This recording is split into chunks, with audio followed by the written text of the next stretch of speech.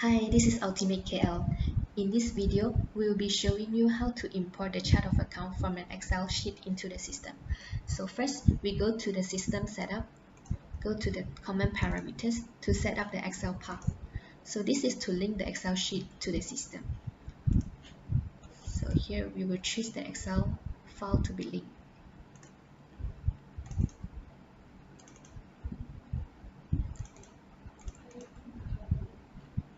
Select the Excel and then click Save.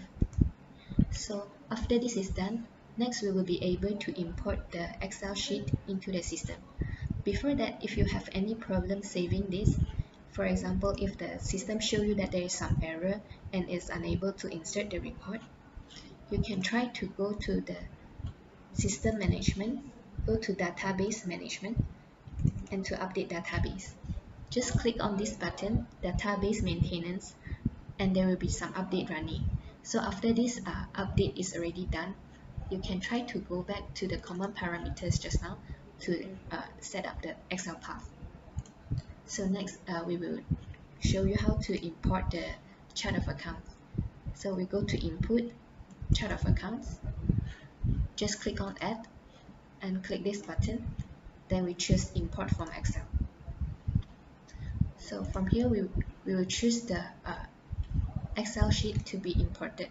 Before that, the Excel sheet must be arranged in this order determined by the system so that it can be imported to the system. So for example, we have this Excel sheet here, the chart of accounts, that is already arranged in this order required by the system. So next, we will go to import the Excel sheet to the system. So choose the file and just click import from Excel. So after you click this import from Excel, all the data, it will be shown here. And after that, you just click save. Because previously we have already imported our chart of account, so that's why it cannot be imported again. So if this is the first time for you to import the Excel, so the data, it will be shown here. So after that, after the data is saved, it will be shown here, all the information and the accounts.